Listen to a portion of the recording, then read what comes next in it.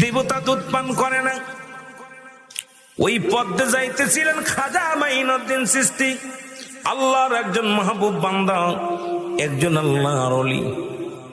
দেখে মন্দিরের মধ্যে একটা মেয়ে কান্নাকাটি করে, রক্ত ঝরে। এই রক্তগুলো দেবতার গায়ে লাগে গেছে। ভিতরে, মন্দিরের ভিতরে গেলেন খাজা মাইনুদ্দিন চিশতি, যা দেখে প্রতিমাগুলো দাঁড়ায় দাঁড়ায় আছে। মেয়েরে ডাকতে বলে, মেয়েরে তুমি কান্দো কেন, তোমার গায়ে রক্ত কেন? মেয়েটা বলে, হুজুর, আমার বাপ দাদা সারা জীবন পূজা করে মন্দিরে আইয়া প্রতিদিন দুধ পান করে, আমি সকাল থেকে দুধের পাতিল নিয়ে বসে আছি। বড় দেবতা খায় না, মেজ দেবতা খায় না, ছোট দেবতা খায় না। আমিও প্রতিজ্ঞা করছি যতক্ষণ পর্যন্ত আমার দুধ খাবে না আমিও মন্দির থেকে যাব না। জোরে বলেন আল্লাহু আকবার। যাব না, তাই নি। আল্লাহর ওলি খাজা মাইনুদ্দিন বড় মূর্তির কানের মধ্যে ধরে দিছে টান, দুধ খা। সুবহানাল্লাহ। আরো জোরে।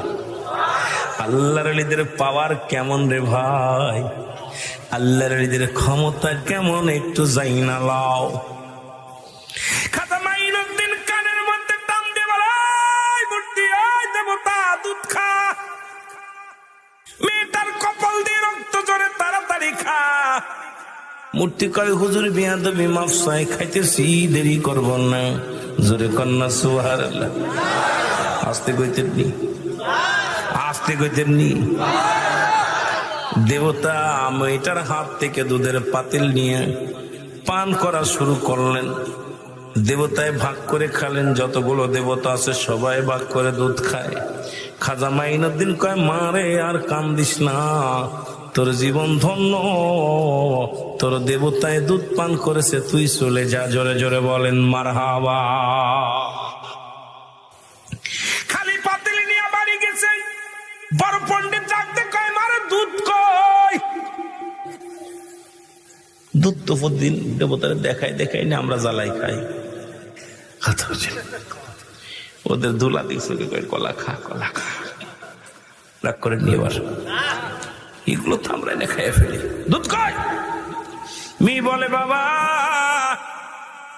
বড় দেবতা আমার হাত থেকে নিয়ে ভাগাভাগি করে খাইছে।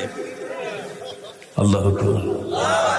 বড় পণ্ডিত কয়, মা, তোর মাথাটা একেবারে গেছে। মাটির পুতুল কি কোনোদিন খাইতে পারে? মাটির পুতুল কি কোনোদিন